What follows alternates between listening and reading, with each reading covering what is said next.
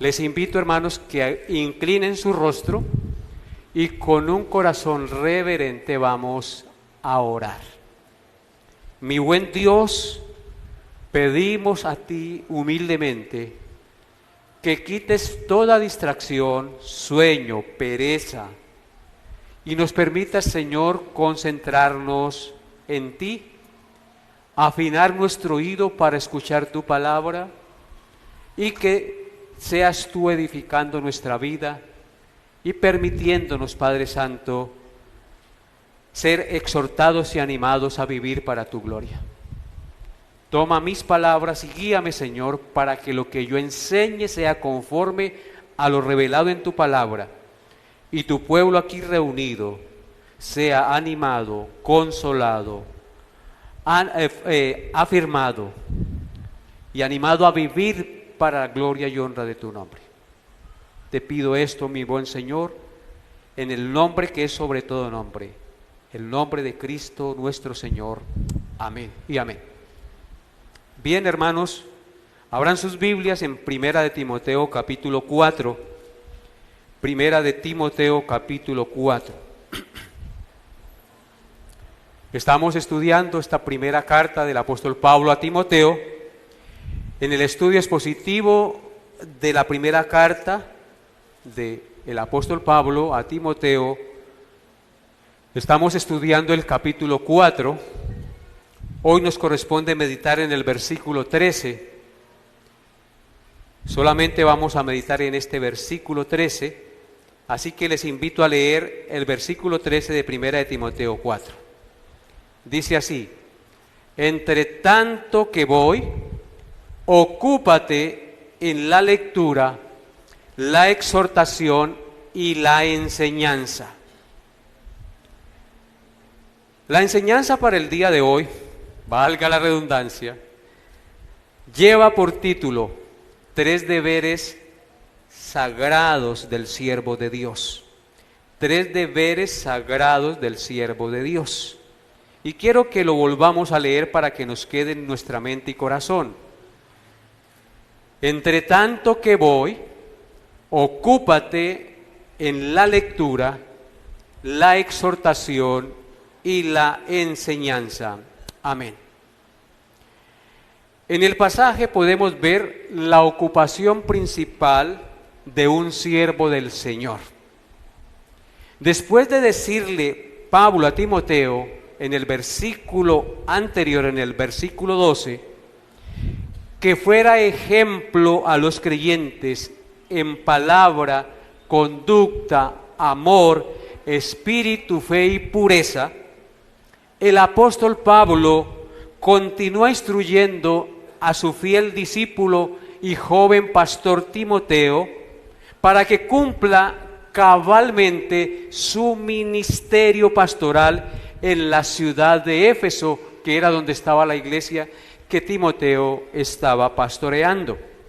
Le dice Pablo: entre tanto que yo voy, ocúpate en la lectura, la exhortación y la enseñanza. Como buen mentor, Pablo le dice a Timoteo estas cosas. Dice: entre tanto que voy, ocúpate. Esa palabra es muy importante, ocúpate. No es bueno estar desocupados, queridos hermanos, porque una vida ociosa y una mente desocupada es laboratorio del diablo. No es bueno estar desocupados. En consecuencia, el consejo y la orden de Pablo a Timoteo era que debía ocuparse. Cuando Dios creó a Adán y a Eva, primero creó a Adán. Y al crearlo, le dijo, después de crear el huerto y ponerlo allí, que lo labrara y lo guardase. Así que Adán no fue creado para estar acostado en una hamaca, echándose aire y disfrutando de la creación solamente. No, Adán fue creado también para cuidar y labrar el huerto del Edén. Tenía que estar ocupado. La desocupación pues nos trae malos pensamientos, aburrimiento, y no es bueno que estemos desocupados. Hay que inventarnos hacer algo. Y hoy, como vamos a ver, hay unas cosas muy importantes en las cuales debemos ocuparnos cuando no tengamos cosas que hacer. Así que, hermanos, Pablo le dice a Timoteo, entre tanto que voy, porque Pablo quería ir a visitarlo, pero no había podido, y le dice, mientras que yo voy, ocúpate. Todos debemos estar ocupados. Y le dice a Timoteo que se ocupe en 3 deberes sagrados. ¿Cuáles son esos 3 deberes sagrados en los cuales Timoteo debía ocuparse? Esos 3 deberes son la lectura, la exhortación y la enseñanza. Veamos cada uno de estos deberes de manera particular. En primer lugar, Timoteo debía ocuparse en la lectura.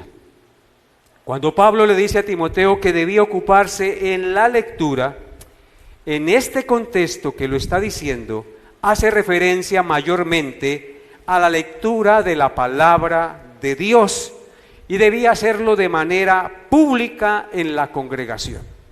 Esta práctica de la lectura pública de la palabra de Dios en la congregación fue tomada de las sinagogas judías, donde se tenía una copia de las Sagradas Escrituras del Antiguo Testamento, y el ministro encargado la leía públicamente para la enseñanza y la edificación de la comunidad de creyentes.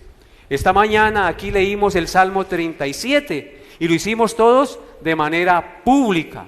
Alguien dirigió la lectura y ustedes también iban con nosotros leyendo. Y el Señor nos habla y nos edifica a través de la lectura de su santa palabra. Así que esta práctica no es nueva, esta práctica es antigua y fue tomada de las sinagogas judías, como les dije. Allí donde se tenía una copia y el ministro encargado leía la palabra de Dios, abría el rollo y la leía públicamente para que fueran instruidos. ¿Cómo corroboramos eso? Vayan conmigo a Lucas capítulo 4, versículos 16 al 20. Lucas 4, 16 al 20 dice lo siguiente, hablando de Cristo. Dice Lucas 4, 16 al 20. Vino a Nazaret, hablando de Cristo, donde se había criado. ¿Dónde se había criado Jesucristo? En Nazaret. Y en el día de reposo, como era la costumbre, entró en la sinagoga el Señor Jesús conforme a su costumbre y se levantó a leer. Y se le dio el libro del profeta Isaías. Y habiendo abierto el libro, halló el lugar donde estaba escrito: el Espíritu del Señor está sobre mí, por cuanto me ha ungido para dar buenas nuevas a los pobres, me ha enviado a sanar a los quebrantados de corazón, a pregonar libertad a los cautivos y a visitar a los ciegos, a poner en libertad a los oprimidos y a predicar el año agradable al Señor. Y enrollando el libro, lo dio al ministro y se sentó. Y los ojos de todos estaban en la sinagoga, de todos los que estaban en la sinagoga, estaban fijos en él. Entonces, ¿notan lo que hizo Cristo en el día de reposo? Leyó públicamente una porción de las Sagradas Escrituras a toda la congregación. Y cuando terminó, dice que enrolló el libro y lo dio al ministro y se sentó. Y todos estaban con sus ojos fijos a ver qué decía el Señor de lo que había leído. Y si usted va conmigo a Hechos capítulo 15, versículo 21, tenemos otra evidencia de esta costumbre. Hechos capítulo 15, verso 21. Dice así: ¿por qué Moisés desde tiempos antiguos tiene en cada ciudad quien lo predique en las sinagogas, donde es leído cada día de reposo? ¿Notan la costumbre? Ya en Hechos de los Apóstoles, posterior a la muerte y a la asunción de Cristo, entonces dice que Moisés desde tiempos antiguos, porque ¿quién escribió los primeros 5 libros de la Biblia? Moisés. El Pentateuco lo escribió Moisés. Entonces, ¿por qué Moisés desde tiempos antiguos tiene en cada ciudad quien le predique en las sinagogas donde es leído cada día de reposo. Así que esa era la costumbre, la lectura de la palabra de Dios de manera pública. Recordemos, hermanos, que en este tiempo no existían libros ni Biblias de la manera en que existen hoy en día. Los libros y las Biblias eran rollos en papiro o pergaminos en cuero de cabra, escritos a mano con pluma y tinta por la mano de los escribas, porque en esa época no existía el papel como hoy, ni la imprenta. Las copias de las escrituras se hacían a mano, en pergamino, y eran muy caras, y por lo general cada congregación tenía solo una copia de las Sagradas Escrituras del Antiguo Testamento y, por supuesto, también algunas copias, ya a principios del siglo, algunas copias de las cartas tempranas de los apóstoles y documentos acerca de la vida del Señor Jesucristo. Observen, hermanos, lo que dice Colosenses, capítulo 4, versículos 15 al 16. Colosenses 4, 15 al 16 dice: saluda a los hermanos que están en la Odisea, y a Ninfas, y a la iglesia que está en su casa. Cuando esta carta haya sido leída entre vosotros, haced que también se lea en la iglesia de Laodicenses, y que la de la Odisea la leáis también vosotros. Noten en este texto, hermanos, que no habían muchas copias de las cartas. Pablo escribió una carta, entonces tenían que rotarse en las cartas que él les mandaba a las congregaciones. Y decía que esta carta, después de que haya sido leída, también se lea en la iglesia de Laodicenses. Y que esta de Laodicenses sea también leída entre vosotros. Se intercambiaban, hacían circular las copias de las cartas para que las congregaciones escucharan los escritos del apóstol Pablo, inspirado por el Espíritu Santo de Dios. En 1 Tesalonicenses, capítulo 5, versículos 26 al 27, también encontramos la siguiente evidencia. 1 Tesalonicenses 5, 26 al 27 dice: saluda a todos los hermanos con ósculo santo, con beso santo. Os conjuro por el Señor que esta carta se lea a todos los santos hermanos. O sea, Pablo escribía esas cartas para que se leyera públicamente a todos los hermanos, porque no era como hoy que todos tenemos la posibilidad de tener una Biblia en sus manos y de tener una Biblia en su casa, de tener una Biblia en el celular, etc. A ver, hermanos, teniendo en cuenta el contexto y todo lo que les dije anteriormente, el ocuparse en la lectura a la que hace Pablo mención a Timoteo implicaba leer las Escrituras, meditarlas y memorizarlas. Leer las Escrituras públicamente, meditarlas y memorizarlas. ¿Por qué razón digo esto? Porque como no se podían cargar los escritos para todo lado, ya que no eran libros como los que hoy tenemos, como la Biblia que hoy tenemos, que la podemos cargar para las casas, entonces la gente no podía tener una Biblia en sus casas, no podía tener copias de las Escrituras en sus casas. Entonces el ministro debía leerlas en el culto público para que la gente las escuchara con suma atención, porque la fe viene por el oír y el oír por la palabra de Dios, según Romanos 10:17. El pastor Timoteo debía entonces leer, meditar y memorizar la palabra de Dios y así enseñarle al pueblo a oír, meditar y memorizar la palabra de Dios, porque no la tenían de manera práctica y suficiente como nosotros hoy. Entonces, hermanos, para tener una convicción interna de espíritu, debemos Oír, primero leer, ¿no? Después oír y meditar en la palabra de Dios. Y así tendremos una convicción interna de espíritu y así podemos exhortar y enseñar a la iglesia el glorioso evangelio de la gracia de Dios.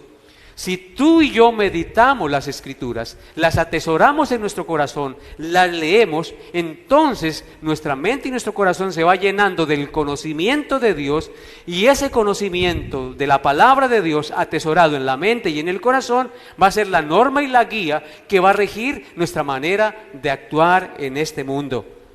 En consecuencia, entendemos que la lectura y la meditación y la memorización de la palabra de Dios es algo fundamental en la vida de un creyente. Tenemos que leer la palabra de Dios, tenemos que meditar la palabra de Dios y tenemos que atesorar y memorizar la palabra de Dios en nuestro corazón. Observen lo que dice Josué 1:8, versículo muy conocido por todos que deberían tener ya memorizado en su mente y en su corazón. ¿Qué dice Josué 1:8? Nunca se apartará de tu boca este libro de la ley, sino que de día y de noche meditarás en él, para que hagas conforme a todo lo que en él está escrito, porque entonces harás prosperar tu camino y todo te saldrá bien. ¿Tiene razón lo que les estoy diciendo? Como le tocaba a Timoteo en los tiempos de él ser pastor, y que es una muy buena costumbre que tú y yo también debemos adoptar y tener en nuestro diario vivir como hijos de Dios. Nunca se apartará de tu boca este libro de la ley. Y cuando dice de tu boca es que la debe ¿qué? Leer y recitar. Y como yo no puedo cargar los rollos para todo lado, entonces lo que tenga en mi mente, de eso voy a hablar. Dicen que los jovencitos hebreos memorizan la Torá completamente y la recitan de memoria.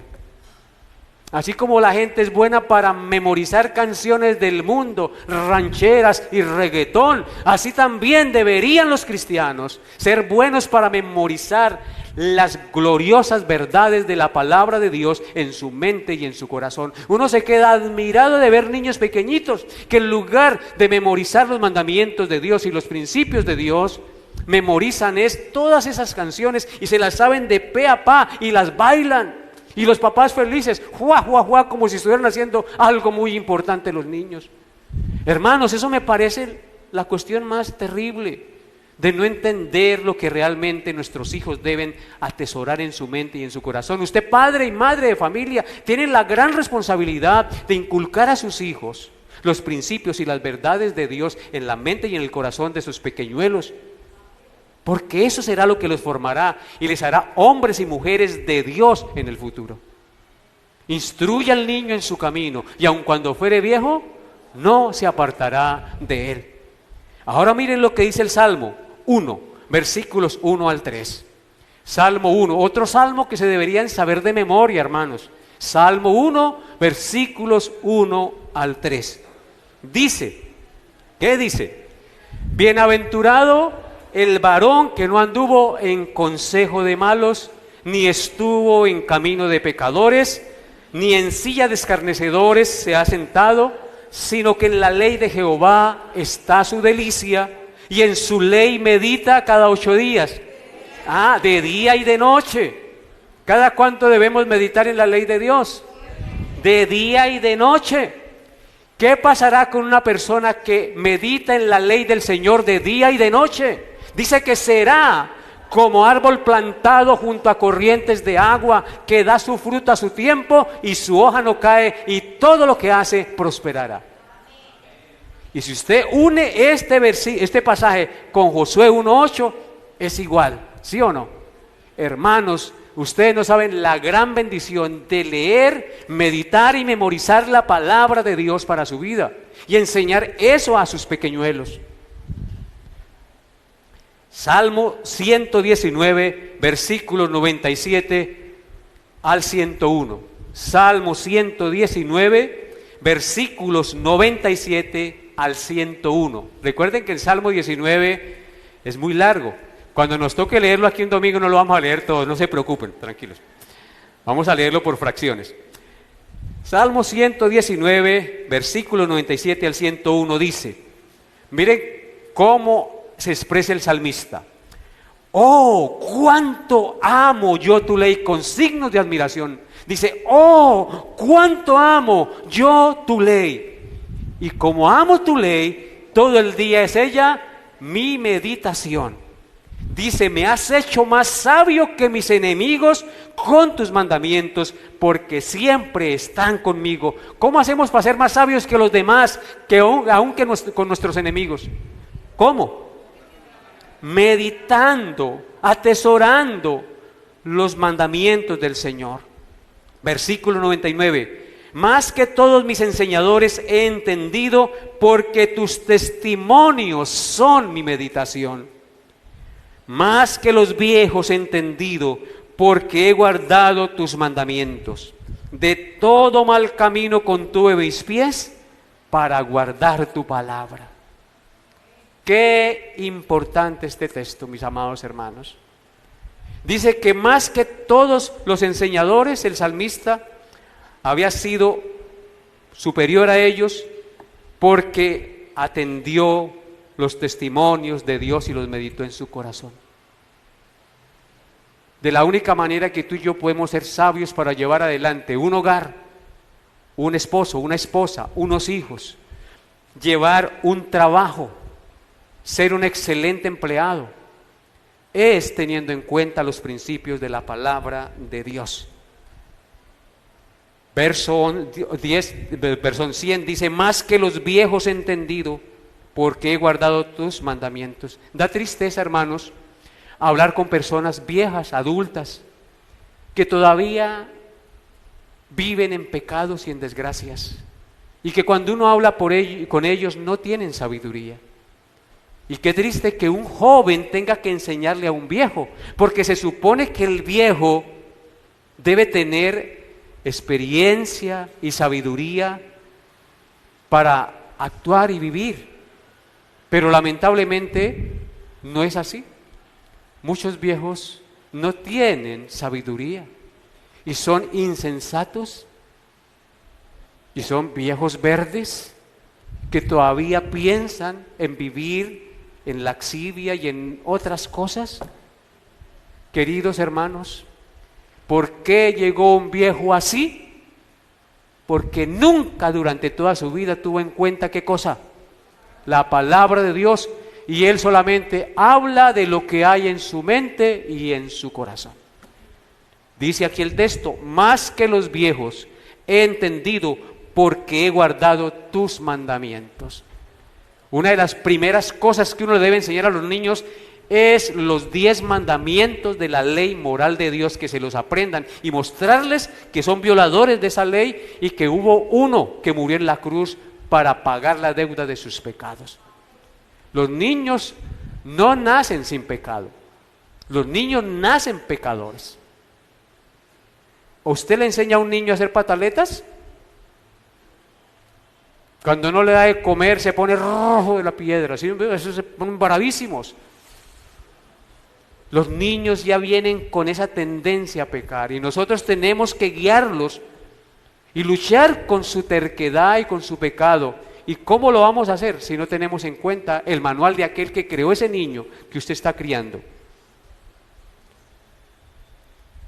Bien, hermanos, entonces, el versículo 101 dice, de todo mal camino contuve mis pies para guardar tu palabra. Entonces, ¿qué hará que detengamos nuestros pies de andar por sendas del error?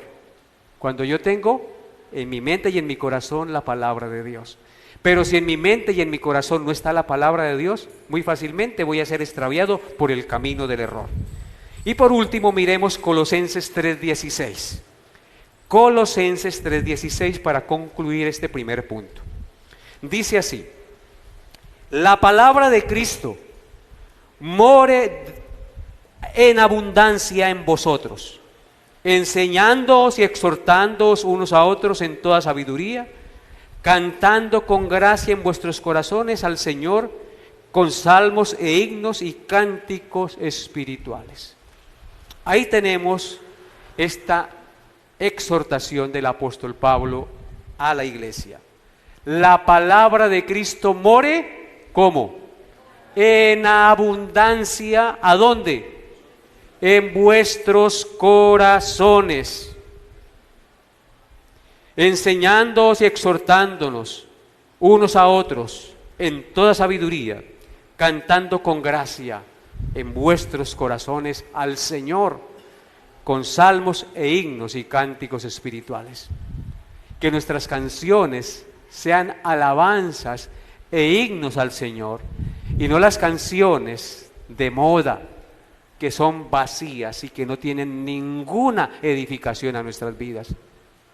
Que nuestros pensamientos estén saturados de la palabra de Dios, para que cuando demos un consejo y cuando hablemos con alguien, esa persona tenga esperanza, consuelo, guía y dirección. Amén. En segundo lugar, Timoteo debía ocuparse en la exhortación. ¿Qué significa la palabra exhortación? Exhortación significa hacer una advertencia, un llamado, una reconvención verbal con lo que se intenta persuadir a alguien de que haga o deje de hacer algo. Eso significa exhortación. En consecuencia, según el contexto, Timoteo debía hacer la exhortación a los hermanos basado en la porción leída de las Sagradas Escrituras. Pues las exhortaciones siempre deben ser a la luz de la palabra de Dios. La exhortación incluía no solamente el instar a los cristianos a vivir en espíritu, fe y pureza, sino también a reprenderlos, consolarlos y animarlos a confiar en el Señor en medio de las pruebas y las debilidades. En otras palabras, la exhortación consistía en animar a los creyentes a vivir en obediencia a la palabra de Dios y confiados en sus fieles y seguras promesas. En eso consistía el oficio de Pablo, o que debía desarrollar Pablo en la congregación, y que debemos desarrollar cada uno de nosotros en nuestra propia vida en las casas. Observen lo que dice Segunda de Timoteo capítulo 4 verso 2. Segunda de Timoteo 4 verso 2. Dice: que prediques la palabra, le dice Pablo a Timoteo, que instes a tiempo y fuera de tiempo, redarguye, reprende, ¿y qué más? Exhorta con toda paciencia y doctrina. Para exhortar hay que tener paciencia, hermanos, porque usted exhorta y la gente es muy dura de corazón, y hay que seguir insistiendo, seguir exhortándoles para que les cale por el oído y les llegue al corazón. Por eso Pablo dice que prediques la palabra, que instes a tiempo y fuera de tiempo. Cuando dice a tiempo y fuera de tiempo hace referencia a que hay un tiempo en el que Dios hace que las cosas obren, pero también hay un tiempo en que Dios todavía no obra. Aunque sea ese tiempo en que Dios todavía no obra en la persona, ¿yo qué debo hacer? Seguir exhortando, seguir predicando la palabra a tiempo y fuera de tiempo. Redarguye, reprende, exhorta. Ahora, pero vístate de paciencia y de doctrina para poder llevar adelante su ministerio. Es lo que le está diciendo Pablo a Timoteo. Ahora vaya conmigo a Primera de Corintios, capítulo 14, versículo 3. Primera de Corintios, capítulo 14, versículo 3. Dice así la palabra de Dios: pero el que profetiza habla a los hombres para edificación, exhortación y consolación. Hermanos, el que profetiza aquí no está hablando de nueva profecía. Se está refiriendo a predicar la palabra de Dios en nombre de Dios.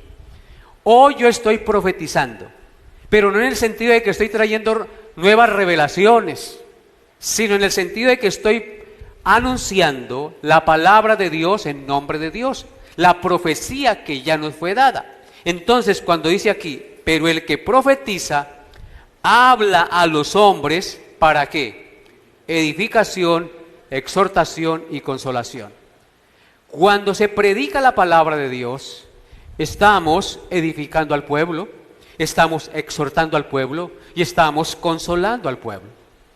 Y ese es el oficio de un pastor, y es el oficio de cualquier cristiano cuando por la gracia de Dios le toque hablarle a otro. Debe hablarle para edificarlo, para exhortarlo y para consolarlo. ¿Amén? Esa es una buena labor, ¿sí o no? Segunda de Pedro, capítulo 3, versículos 1 al 3. Segunda de Pedro, capítulo 3, versículos 1 al 2. No al 3, sino al 2. Dice así la palabra de Dios. Segunda de Pedro 3, 1 al 2. Amados, esta es la segunda carta que os escribo, y en ambas despierto con exhortación vuestro limpio entendimiento, para que tengáis memoria de las palabras que antes han sido dichas por los santos profetas, y del mandamiento del Señor y Salvador dado por vuestros apóstoles. Amén. Fíjense lo que dice el verso 1. Dice, amados, esta es la segunda carta que os escribo, porque es la segunda carta de Pedro. Y dice, y en ambas, en la primera carta y en esta segunda carta, despierto con exhortación. O sea que ¿para qué escribía Pedro y Pablo y los apóstoles las cartas? Para exhortar al pueblo. Dice, y en ambas despierto con exhortación, ¿qué cosa? Vuestro limpio entendimiento. Él le escribía a creyentes. Él daba por hecho que la mente de un cristiano ya había sido santificada. Y quería seguir alimentando y santificando esa mente. Despierto vuestro limpio entendimiento. ¿Para qué? Verso 2. Para que tengáis memoria de las palabras que antes han sido dichas por los santos profetas, y del mandamiento del Señor y Salvador dado por vuestros apóstoles. O sea que lo que Pedro quería hacer era que el pueblo fuera exhortado recordando lo que está escrito, porque es recordando lo que está escrito lo que aviva el fuego del Espíritu Santo en nosotros. ¿Ustedes recuerdan cuando el Señor Jesucristo iba camino a Emaús? Iban dos andando por el camino a Emaús y se les acercó un señor que ellos no lo conocían. Ese señor era Cristo. Y entraron a una casa y él hizo que seguía. Entonces los dos caminantes le dijeron, no, entra, que ya esta noche quédate con nosotros. Y allí frente a ellos, cuando partieron el pan, el Señor se dio a conocer. Y ellos dijeron, es el Señor Jesús, ha resucitado, porque ellos iban muy tristes, pensando que Cristo había muerto y que ya todo se había acabado. Que aquel a que habían seguido lo habían matado y que ya no tenía razón de ser la vida. Pero Cristo se les manifiesta, resucitado y glorioso. ¿Y sabe qué dijeron ellos después de que Él se desapareció? Dice, ¿no ardía nuestro corazón mientras iba con nosotros en el camino y nos abría las Escrituras? Cuando el Señor iba con ellos caminando, les comenzó a hablar de las cosas que estaban escritas de Él en el Antiguo Testamento. Y cuando Él les recordaba esas cosas, dicen ellos, que ardía su corazón. ¿Qué es lo que hace arder nuestro corazón, hermanos, de pasión por Dios y por las cosas de Él? La palabra de Dios. Es la palabra escrita, leída, explicada, que hace arder nuestro corazón. Pero esto solamente lo siente el Hijo de Dios. El inconverso le da lo mismo choque 80. Esto es para los hijos de Dios.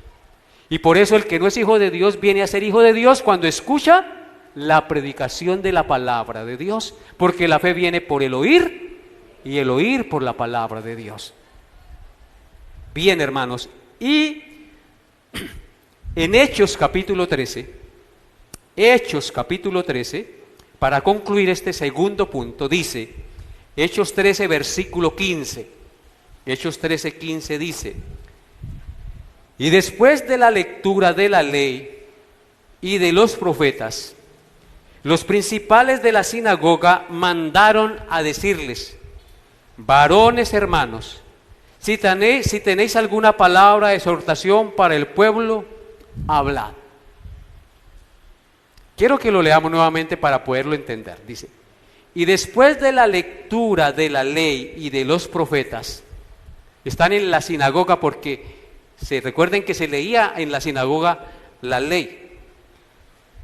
Después de la lectura de la ley y de los profetas, los principales de la sinagoga mandaron a decirles a quienes, a Pablo y a Bernabé que estaban en la sinagoga, varones hermanos, si tenéis alguna palabra de exhortación para el pueblo, hablad. O sea que después de que se leía la palabra de Dios, ¿qué se debía hacer? Dar una palabra de exhortación de acuerdo a lo leído en las Sagradas Escrituras. Amén.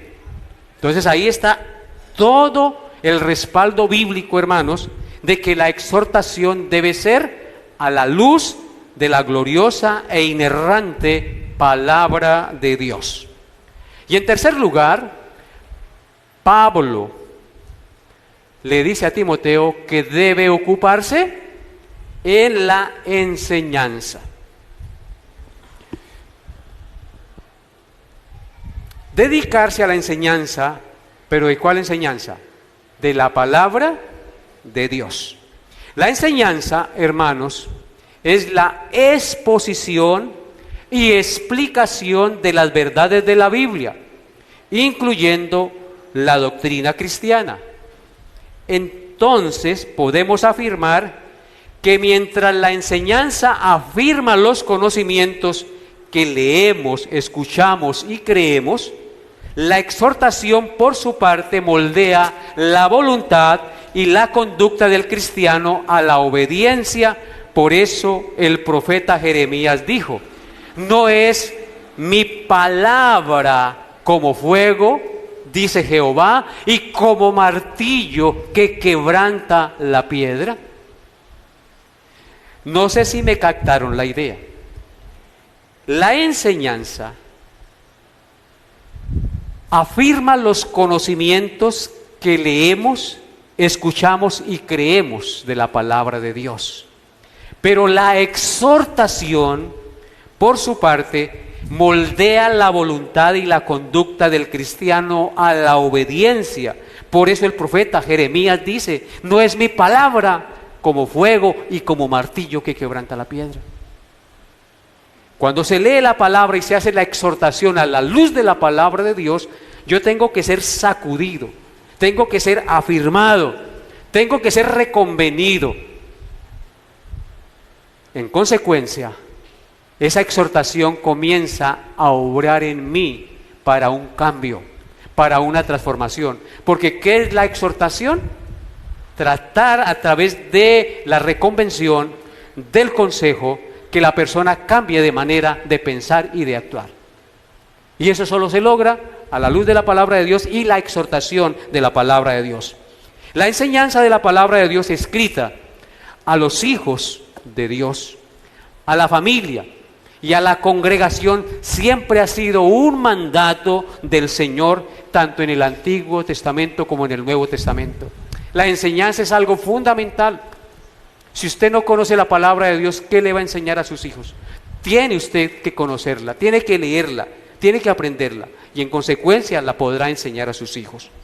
Porque el mandato de Dios, tanto en el Antiguo Testamento y en el Nuevo Testamento, es que enseñemos la palabra de Dios. Observen lo que dice Deuteronomio capítulo 6. Deuteronomio capítulo 6, versículos 6 al 9. Dice, ya están ubicaditos aquí, yo quiero que estén ubicados allí, porque esto es conveniente a todos. Deuteronomio 6, 6 al 9. ¿Qué estoy haciendo yo hoy? Leyendo y exhortando, ¿o no? y al mismo tiempo enseñando. Deuteronomio 6 al 9 dice: y estas palabras que yo te mando hoy, hablando de los mandamientos y de su ley, estarán ¿dónde? Sobre tu corazón, y las repetirás a tus hijos, y hablarás de ellas estando en tu casa, y andando por el camino, y al acostarte, y cuando te levantes. Y las atarás como una señal en tu mano, y estarán como frontales entre tus ojos, y las escribirás en los postes de tu casa y en tus puertas. Amén. Pongan sus ojos en el verso 6.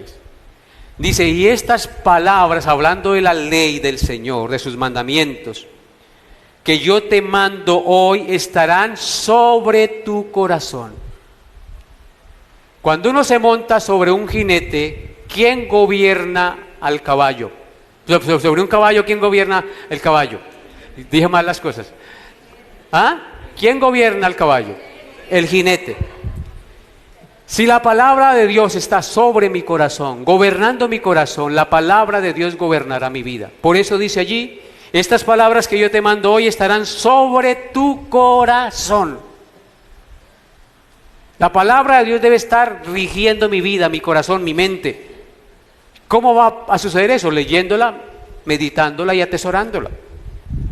Y como esa palabra que está en tu corazón y está sobre tu corazón, entonces tienes que repetirlas a tus hijos y hablar de ellas estando en tu casa. ¿Notan la responsabilidad que tienen padres de familias de enseñar a sus hijos en sus casas? Y andando por el camino, si van en el carro, si van caminando, mire, hijo, mire quién creó ese árbol, mire ese pajarito tan bonito, ese diseño que tiene. ¿Quién lo creó, hijo? ¿Qué le estamos enseñando al hijo? ¿Que fue producto de una explosión o que hay un diseñador del universo? No, creador. Mire, ese árbol lo creó Dios, ese pajarito lo creó Dios. A los niños les podemos ir enseñando quién es el creador de todas las cosas. Mire, el agua. Cuando nos estamos bañando, esta agua que nos está refrescando, la creó Dios para nuestro beneficio. Gloria a Él por eso, hijo. Y así, enseñándoles con ejemplos de la misma creación, que hay un creador que nos dio todas las cosas y que Él es bueno.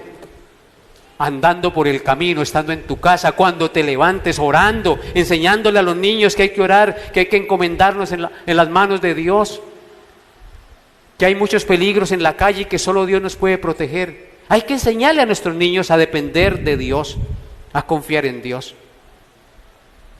Poner versículos bíblicos. Yo conozco familias que ponen versículos bíblicos en el baño y cuando se sientan ahí memorizan el versículo ahí frente a ellos. Es hermoso. Están con esa disposición de siempre querer aprender y memorizar la palabra de Dios.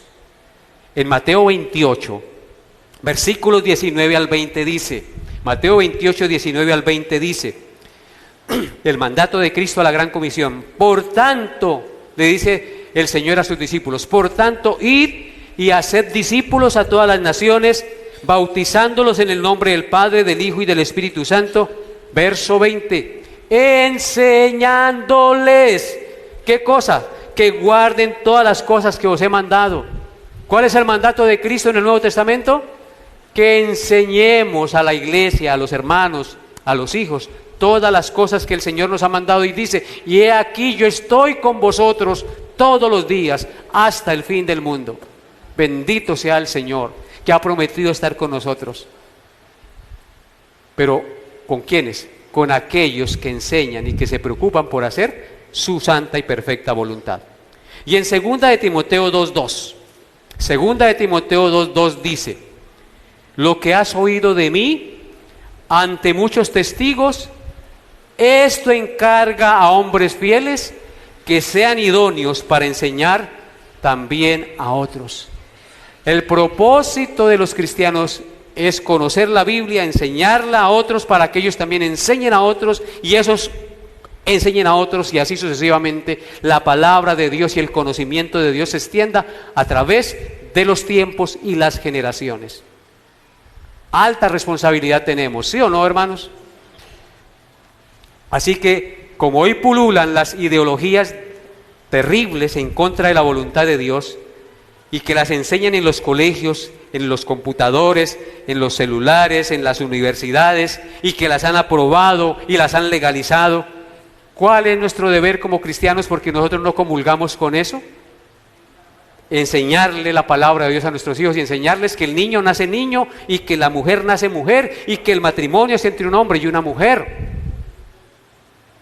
Enseñarles eso a los niños, el diseño de Dios, desde pequeñitos. Porque si usted no le enseña el diseño original y el perfecto, el mundo le enseñará los diseños torcidos y perversos que está sembrando y que pululan por todas partes en el mundo. Al pasar el tiempo, leyendo y estudiando la Biblia, el pastor estará preparado para enseñarla, exhortar y llevar al arrepentimiento a las almas al reino de los cielos. Ese es el propósito de un pastor: animar, exhortar, corregir, llevar a Cristo, decirles que se arrepientan para que confíen en Él y que ustedes un día se encuentren conmigo. ¿A dónde? En el reino de los cielos, hermanos. No hay nada sino solo bien en el corazón de un verdadero pastor. Y el príncipe de los pastores es Cristo. Y Él vino y dio su vida para que nosotros estuviéramos con Él en el cielo. Bien, hermanos, entonces miren lo que dice, que al llevarnos al reino de los cielos, un pastor también fortalece, perfecciona y hace madurar a sus creyentes en su vida cristiana. Eclesiastés 12 es un pasaje maravilloso. En los versículos 9 al 11 dice lo siguiente, Eclesiastés 12, 9 al 11, lo que hace un pastor. Dice, Eclesiastés 12, 9 al 11, y cuanto más sabio fue el predicador, tanto más enseñó sabiduría al pueblo, e hizo escuchar, e hizo escudriñar, y compuso muchos proverbios. Procuró el predicador hallar palabras agradables y escribir rectamente palabras de verdad. Las palabras de los sabios son como aguijones, y como clavos hincados son las de los maestros de las congregaciones, dadas por un pastor. Amén. Ahí vemos claramente el corazón y el oficio de un pastor genuino. Dice que cuanto más sabio fue el predicador, tanto más enseñó sabiduría al pueblo. ¿Qué es lo que hará sabio a un predicador? El conocimiento de la palabra de Dios. E hizo escuchar, e hizo escudriñar, y compuso muchos proverbios. ¿Qué hace un verdadero pastor? Hace que el pueblo escudriñe las Escrituras. Porque en el escudriñar las Escrituras está la vida eterna. Escudriñad las Escrituras, porque a vosotros os parece que en ellas tenéis la vida eterna, dice Cristo, y ellas son las que dan testimonio de mí. Procuró el predicador hallar palabras agradables y escribir rectamente palabras de verdad. Mire, hermano, yo duro, hay horas y horas sentado en el computador pensando, leyendo, escribiendo. ¿Y qué les digo? ¿Cómo lo digo? Todo con el propósito de que ustedes sean edificados. Todo con el propósito de que ustedes sean salvos, de que sus familias sean bendecidas, de que sus hijos crezcan en rectitud, de que sus hijos no sean hombres o mujeres contumaces cuando crezcan. Todo lo que uno hace como pastor es con el propósito de que ustedes amen, sirvan y vivan para Dios.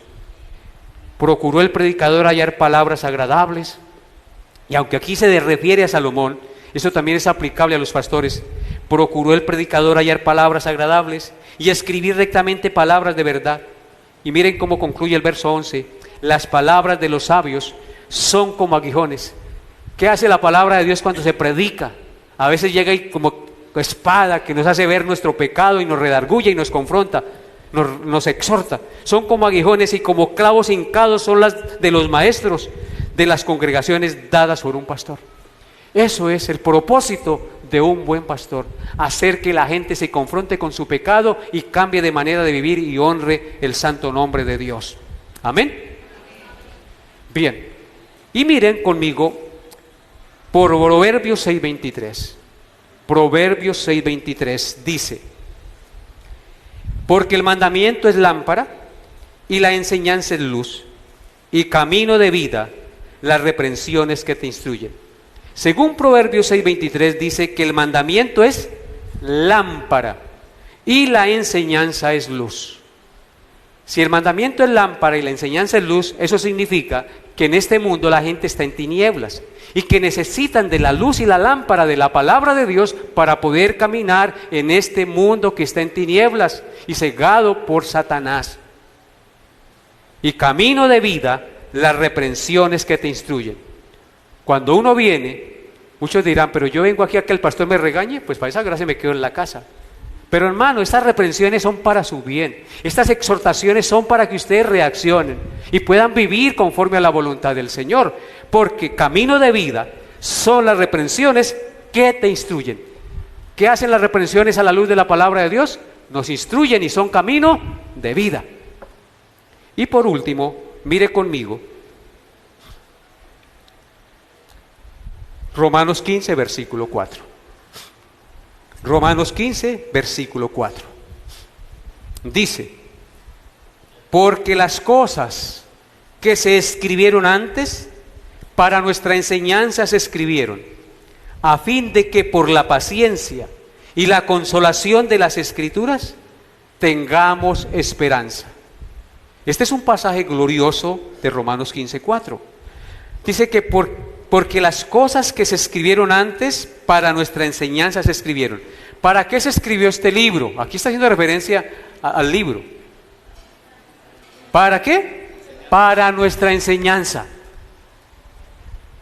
A fin de que por la paciencia y la consolación. ¿Qué hace la palabra de Dios o la enseñanza de la palabra de Dios en nuestra vida? Enseñarnos a tener paciencia y nos consuela. Dice, a fin de que por la paciencia y la consolación de las Escrituras tengamos esperanza. Tres cosas: paciencia, consolación y esperanza produce la enseñanza de la palabra de Dios a nuestras vidas. ¿Notan ustedes, hermanos, por qué no paso tan rápido los versículos? Porque en esos versículos hay tesoros preciosos para compartirlos con ustedes. Muchos dirán, pero el pastor casi no avanza. Pero hermanos, el hecho de que no avance no indica que no enseñe. Y el hecho de que no lea largas porciones y las explique, no quiere decir que ustedes no sean edificados. Entonces, hoy hemos visto 3 deberes sagrados. ¿Cuáles son? La lectura, la exhortación y la enseñanza, que deben ser practicadas por todo verdadero hijo de Dios. Estas son básicamente las 3 ocupaciones prioritarias de los líderes de una congregación y de cualquier hijo de Dios. Aquí no se menciona la oración, porque también es algo en lo que debemos ocuparnos. Y no se menciona porque Pablo ya hizo mención de la oración en el capítulo 2, dando una larga instrucción a Timoteo. Y con esto, entonces, yo quiero concluir con unas aplicaciones prácticas. Enseñar la palabra de Dios correctamente y aplicarla a las necesidades de la congregación requiere dedicar tiempo a su estudio. En consecuencia, los pastores deben asegurarse de sacar diligentemente muchas horas cada semana para la preparación de los mensajes y estudios de la palabra de Dios, porque así se edifica la vida espiritual de los hermanos en la congregación. La exhortación a ocuparse en la lectura de las Sagradas Escrituras y también de la buena literatura cristiana debe ser una disciplina prioritaria en la vida de un verdadero creyente, en la vida de un pastor, en la vida de cualquiera que se llame cristiano. Debe tener una disciplina de lectura tanto de la Biblia como de buena literatura cristiana. Lamentablemente muchos cristianos de años de conocer al Señor no han leído la Biblia en su totalidad por primera vez. Y es vergonzoso, y duele decirlo, pero muchos no han leído la Biblia en su totalidad. Han leído libros apartes, pero no han leído la Biblia de pasta a pasta. Nosotros cada año deberíamos leer la Biblia. Así que cuando usted terminara de 50 años y el Señor se lo lleva y se convirtió a los 15, pues saque las cuentas. ¿Cuántas veces leería la Biblia usted en su vida? Aparte de las enseñanzas y las reflexiones que reciba en la iglesia y de los estudios que usted haga personal. Entonces, lamentablemente, muchos cristianos no han leído la Biblia. Después de años de estar asistiendo a la iglesia y de pertenecer a una congregación. ¿Y por qué razón no lo hacen? ¿Por qué razón? Puede ser por pereza, y eso es verdad, no estoy diciendo mentiras. Puede ser por pereza, o porque no hacen el esfuerzo, o porque tienen otras prioridades mayores. Prioridades que no deben ser así porque Dios debe ser la prioridad, ¿no? O porque porque no han entendido que no solo de pan vive el hombre. Cuando yo entiendo que no solo de pan vivo, sino que vivo de toda palabra que sale de la boca de Dios, ese día entenderé que la palabra de Dios debe ser primordial en mi vida. O porque no han comprendido que las palabras de Cristo son vida y vida eterna. ¿Recuerdan lo que les dije ahorita? Cristo le dijo a los discípulos: escudriñad las Escrituras, porque a vosotros os parece que en ellas tenéis testimonio de mí y tenéis la vida eterna, y ellas son las que dan testimonio de mí.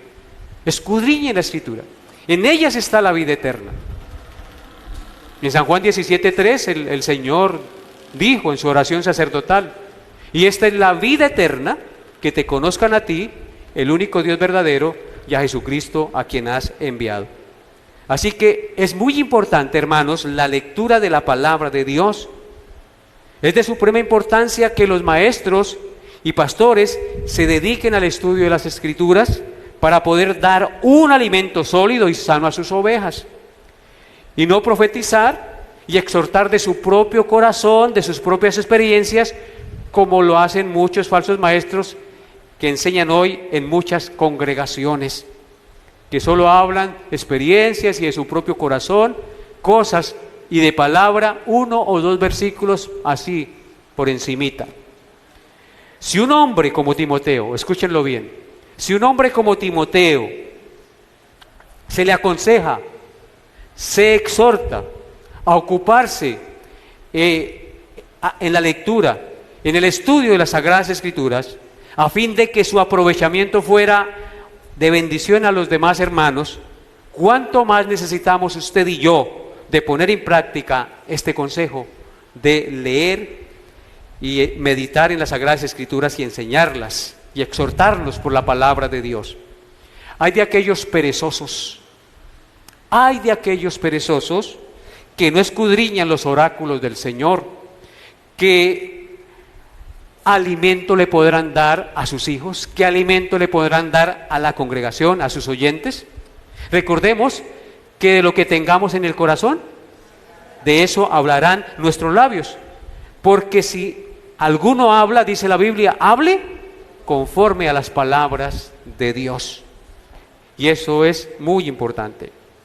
Por otra parte, a pesar de que en primera instancia el pasaje está dirigido a Timoteo y a los maestros de las congregaciones, también está dirigido a todos los creyentes, padres, madres, hijos y a aquellos creyentes que están en formación, para que con diligencia, escúchenlo bien, para que con diligencia se ocupen de la lectura, la meditación de las Escrituras, para su propia edificación y la de los que los rodean. Una de las bendiciones de la Reforma Protestante, y hago mención a esto, una de las bendiciones de la Reforma Protestante fue que la Biblia se tradujo al lenguaje vernáculo, se tradujo al lenguaje popular y comenzó a imprimirse, porque en ese entonces ya comenzó a existir la imprenta. Y entonces el pueblo comenzó a tener acceso a la lectura de la Biblia de manera más consciente y más continua. Y el pueblo fue bendecido por este gran evento de la Reforma Protestante, porque ellos tenían escondida la Biblia, no la enseñaban, no la predicaban, solamente la leían los altos prelados, pero Martín Lutero comenzó a traducirla al lenguaje vernáculo y a enseñarla a toda la gente. Hoy en día, hermanos, tenemos Biblia por todos lados. La Biblia está traducida a la gran mayoría de idiomas y dialectos que hay en el mundo. La tenemos en diferentes versiones, la tenemos en video, la tenemos en audio, la tenemos en el celular, allí la podemos cargar, tenerla en el computador, etcétera, etcétera. Así que no hay excusa para no leer la palabra de Dios y meditar en la palabra de Dios.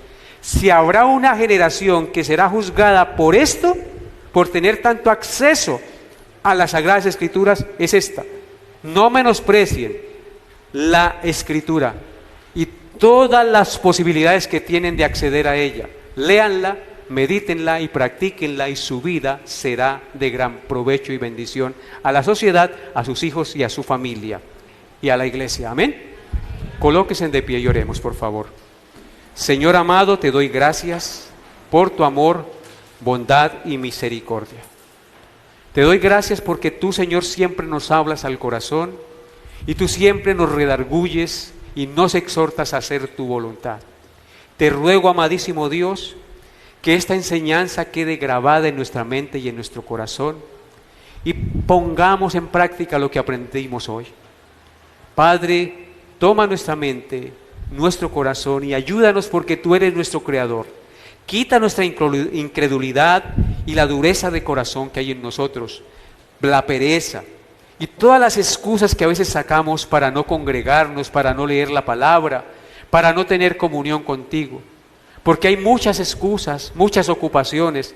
Ayúdanos a tener siempre en prioridad la lectura de tu palabra y la comunión contigo a través de ella. Te pido perdón por mis pecados y te pido perdón por los pecados de mis hermanos aquí presentes y te ruego que avives el fuego de tu Santo Espíritu en nosotros y que nos concedas cada día tener esa disposición para buscarte. Pon en nosotros hambre y sed de ti, Señor, para buscarte con ansias y con deseos, porque solo de ti viene la vida eterna y la sabiduría.